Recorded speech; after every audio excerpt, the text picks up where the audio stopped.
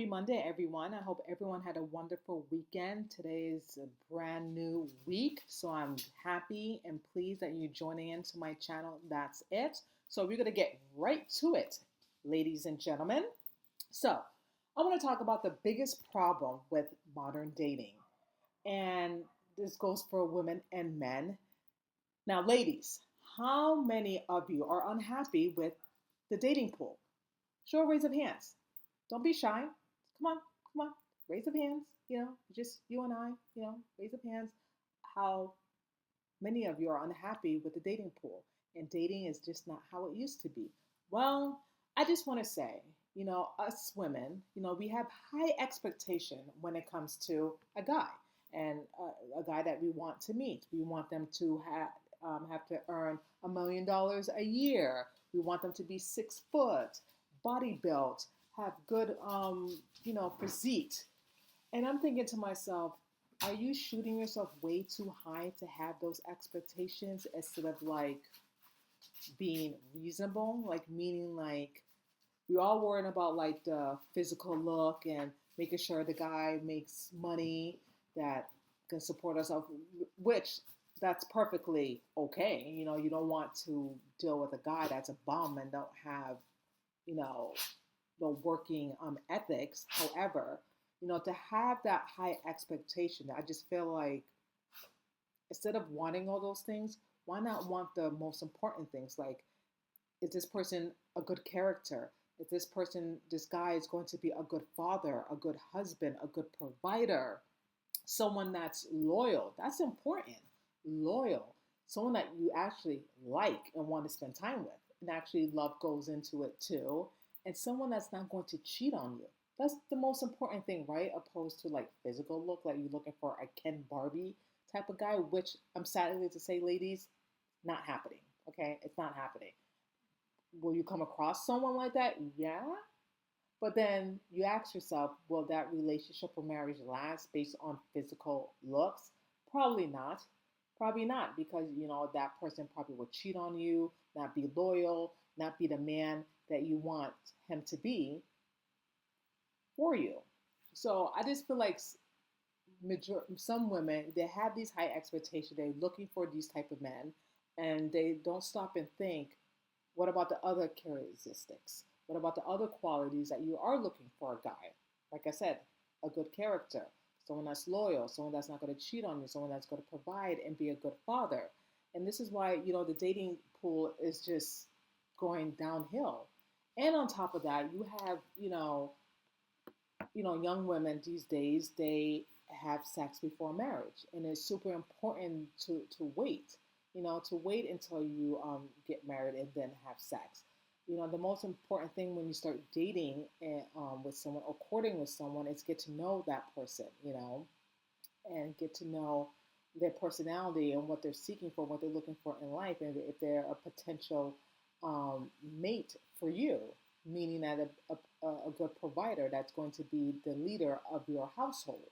Because men should lead and us women, we should follow. Not saying that we are their slaves, but that's how it is. Men are the men of the household and they are leaders in our household. And us women, we're more nurturing, and then we make sure that the household, the children are taken care of. Now, circling back what I just said about, saving yourself for marriage is super important, because I feel like sex get in the way, it gets complicated, and it just gets messy. And you just don't want, in my opinion, I feel like, it's important to wait. It's important to wait until marriage and then start a family. And then now, the new generation these days, and the millennials and the Gen Z, most of them are waiting until they finish, graduate from college, some have some type of career and have, money before they start a family. But I just feel like, in my opinion, it may be too late. You wait until you're like in your 30s, and then you decide you wanted to start a family, and then next you can't get pregnant. You can't get pregnant because you waited so long, because maybe some health issues, maybe you were taking birth controls, again, maybe you want to wait. And I just feel like society pushed this on young generation. Oh, be a boss girl, make your money, have your career, put the marriage and starting a family in the back burner. And I feel like that's wrong to do because I feel like you can have both. You can do both. You can have a successful career or be a stay-at-home mom, which is nothing wrong with that, and start a family. You can do that. It's all about navigating and figure out what's your priority. But the thing is just to be just a boss and just have your own career and your own money and then wait until later down the road until you find someone and get married and then have children. Then next you know it's difficult for you to get pregnant because you waited this long, especially when you're in your 30s. When you're in your 30s, in the medical field they call it geriatric. In my opinion, it's totally different. In my opinion, I disagree, but that's in the medical world. It all depends on your body and how you conceive a child. However, I just feel like, you shouldn't wait. And then a lot of people say, well, I don't have any money, how I'm going to afford a child. We just got married. You can figure it out. If back in the days, people have like 10 or 11 children and then they based on one income, if they can figure it out, we can too. We can figure it out. It's all about, putting our mind into what we want to achieve and just executing it.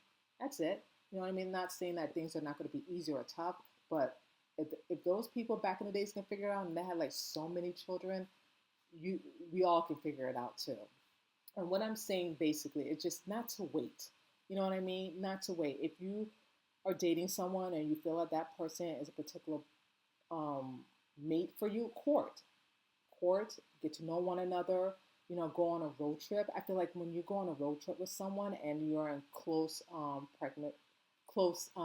except I can't even say it, close corners with that person, you know the person very well. When you go on road trips, when you are in a area just you and that person, you tend to know the person even more, and then you will know if that person is the person for you. And that's super important, to get to know someone, inside and out, and not look at physical appearance. Now, with that being said, it's okay to have an attraction with someone, and there's people that you may be attracted to and you may not be attracted to. But what I'm saying is all shouldn't be based on looks. And I feel like some young women these days they look on looks, to look at physical appearance, which that's not important, to be honest with you. You want to have someone that you're going to grow with, build with, and someone that's going to have your back no matter what. And looks and appearances, that's not going to it's not going to cut it. It's really not. And I just feel like, not for young women not to have that high expectation, because sometimes when you do have that expectation, you tend to be alone because you're trying to check off all the boxes, that you're trying to create an image of a perfect guy when there's no such thing as a perfect guy. There's only one person that's perfect, and that's our Lord and Savior, Jesus Christ, that died on the cross for us and for our sins. He's the only man that's perfect, but you're never going to find anyone perfect. Everyone have their faults. Everyone have their flaws, period. But with that being said, it's important to find someone that you are compatible with, someone that you can spend the rest of your life with, someone that has good character, good morals, very loyal, like I said, very respectful, and that's going to take charge and be the man of the house and be the provider that you need. Because us young women, we need a man that's going to provide and that's going to lead. And you want a man that's going to, make sure that their household is taken care of. And that should be the most important thing, right? And also saving yourself. And also, if you are a Christian as well, you want to make sure that you align yourself with another Christian person. You don't want to be unequally yoked, meaning that you don't want to date or marry someone who doesn't have the same values as you. Like if you're a Christian and the person's atheist, to me, in my opinion, that's not going to work. Or if you have someone you're Christian and you have someone that's lukewarm, that's in the middle, that's not going to work. You need someone that's going to align with your Christian, Catholic, Protestant, whatever values. So when you guys have children, that you're both on the same page. Because I hear a lot of married couples that's Christian. One wife is Christian, the husband is not. The husband don't go to church with the wife and the children. It's just off balance, and it doesn't work. You know what I mean? Even though you try to make it work, and that person been with that person for so many years and still that person is not into Christ, it doesn't work half the time. You know what I mean? And people tend to stay in the marriage because of the children's sake, which in my opinion, I feel like that's not a good thing, to be honest with you, because kids pick up things very quickly, especially when you're a teenager and an adolescent as well. So for some, and I'm not judging anyone who stays for that particular reason. Everyone has to do what's best for their family. But in my opinion, I don't think that's really healthy in that sense, to stay in a marriage when you and your partner are not on the same page, and then you both are miserable and unhappy, and you both are like roommates basically. One is sleeping in one room, the other one is sleeping in the couch, and you're just there for the sake of the kids, and both of you are unhappy and miserable. And I don't feel like that's the way in a marriage, in my opinion. With that being said, that's why it's super important to align yourself with someone that have the same values of you, are both on the same page, especially when you engage and you're about to get married. I recommend marriage counseling. That is super important to do before you get married, to make sure that you're on the same page about a lot of things, about you know, who's going to pay the bills, how you're going to raise your children. Are they going to be Catholic, Christian, Protestant, or whatever? What else? That's important that I could think on the top of my head. You know, finances. What ruins a marriage the most is finances, um, how to raise your children. And there's another third thing that I can't think on the top of my head that someone did mention to me. And financial is just the key. You know what I mean? That's the most things that end into divorce, financial, and not what's the word? Not I'm trying to think of the word, and it's the tip of my tongue, and I can't say it. Not learning how to manage money, and not controlling your money, just spending it and just doing crazy, outrageous things. So that's the most super important thing, that who's going to manage the money. And I feel like, in my opinion, a man should, but some women, and not all, majority of them, they like that control, to control the finances, to make sure that everything is paid for. And to be fair, most women are good with finances and taking care of the bills, and most men are too. It all depends. For me, in my opinion, I'd rather have the man take care of the finances. Like, I give you the money up to the bills that's due, and you take care of it. Because us women, we got enough to take care of. The household, the cooking, the cleaning, the kids, our jobs, the dogs. We got enough. So if one thing can be off my plate, then I will let my husband take care of the bills. Now, some are not good with money. Okay, but what do you do in that sense? Do you let the husband still take care of the finances if he's not good with money, or she's not good with money? Or should the woman take care of the finances? I don't know. It's really tough to say. It all depends who's responsible, I guess, who's really good and responsible with money. And it all depends. I feel like, in my opinion, I think a man should take care of it, because we have enough on our plate as it is. So I'm just telling you, ladies, if you're tired of the dating pool, if you're tired of the modern dating, because there's so many problems in the modern dating, just lower your expectation. Just ask yourself, what type of man are you looking for and are you seeking for? You know what I mean? That's the most important thing. Attractions, you have to be attracted to the person. Yes, you have to have that butterflies in your stomach or in your heart to know that this person's the right fit for you. However, with that being said, it should not be based on appearances. It's not should based on how tall he is, or yes, I have tattoos and stuff like that. It shouldn't be about that. It should be the character of the person, and if that person is going to align with your values of raising a family and how you want your household to be. That should be the most important thing, ladies. It should, and not to be picky, because I'd rather be with someone who's going to be loyal to me, who's going to not cheat on me, who's going to love me thick and thin, and who's going to have my back based on looks. You know what I'm saying? Based on looks. And someone that has good character, someone that's going to make me laugh. That's the most important thing, is just laughter. If someone can make me laugh, you got me. It all depends. And then just getting to know the person, and not based on, like I said, looks. And then also save yourself for marriage.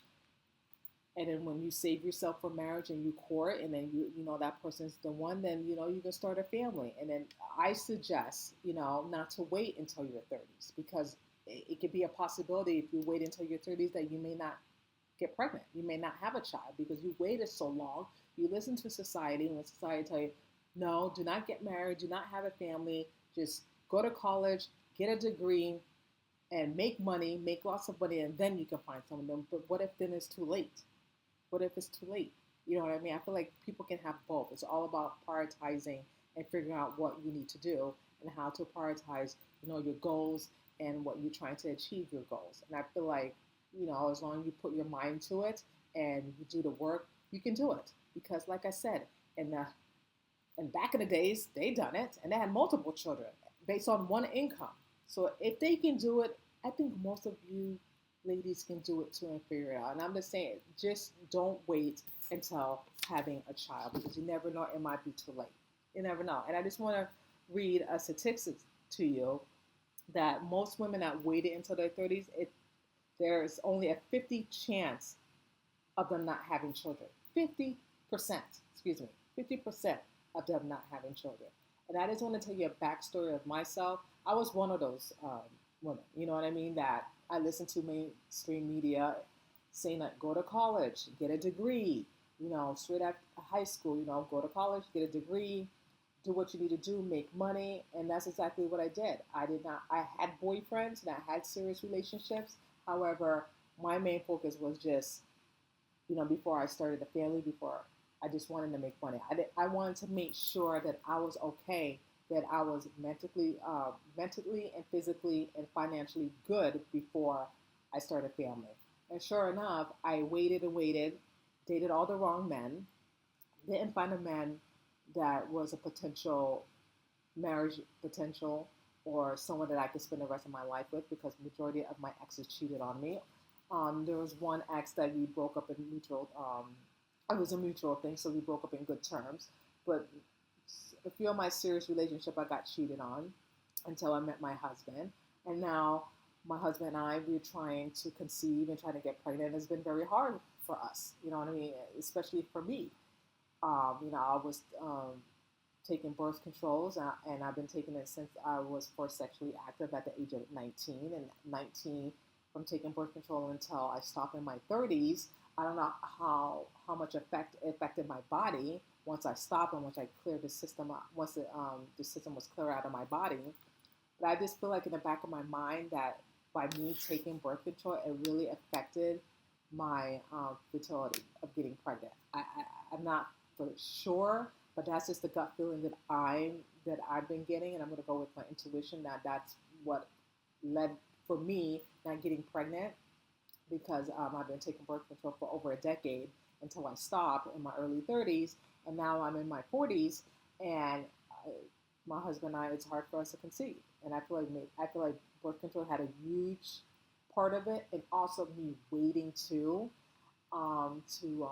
get pregnant, because again, I just wanted to be the boss girl and make money and just have fun and enjoy life before I settle down and take care of another human being, because it's a huge responsibility to take care of someone. Once you have a child, it's no longer yourself anymore. You can't be selfish. You have to think about that human being. And at that time, I was young. I wanted to experiment. I wanted to try new things. I was just not ready. And looking back, I wish I would have saved myself for marriage, to be honest with you, because if I did, I would have got married and I would have had like 2 or 3 children by now.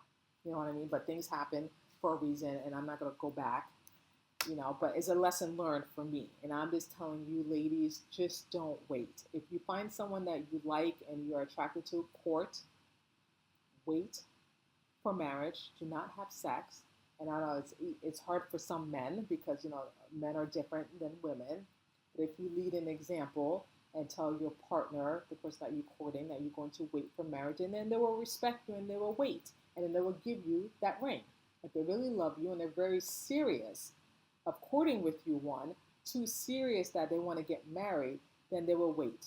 And if they're not serious and then they don't want to wait and they'll pursue to have sex with you, then you know they're not the one for you. And there's other men out there that's willing to court, willing to respect your values, and willing to put a ring on it and marry you and do it the right, proper way. And I feel like when you do the right, proper way, then you have multiple children. You don't have any issues, any problems, and there's no confusion, no complication. I just feel like sex just get in the way, and it gets complicated. It gets messy when you can just get to know one another in court and go on road trips together to get to know each other even more and see if that person is the one for you. So that's all I'm going to say about the modern dating world. And like I said, you ladies, you got this. Don't settle for less, obviously, and don't give yourself high expectations of the type of men that you're looking for. And just, just be mindful. You know what I mean? Just be mindful. Your person is out there. Just remind yourself of what the type of person, type of guy that you're looking for. It should not be based on physical looks or appearances. It should be based on what they are as a person. That should be the most important thing. And if they humble, loyal, not you don't think that they're going to cheat on you, you think they're not going to do anything shady behind your back, that's the most important thing. That's something that you should be looking for, not a Ken and Barbie, because that's not going to happen, like I said. But anyway, thank you so much, you guys, for joining in and watching That's It with me, and I will see you guys next time.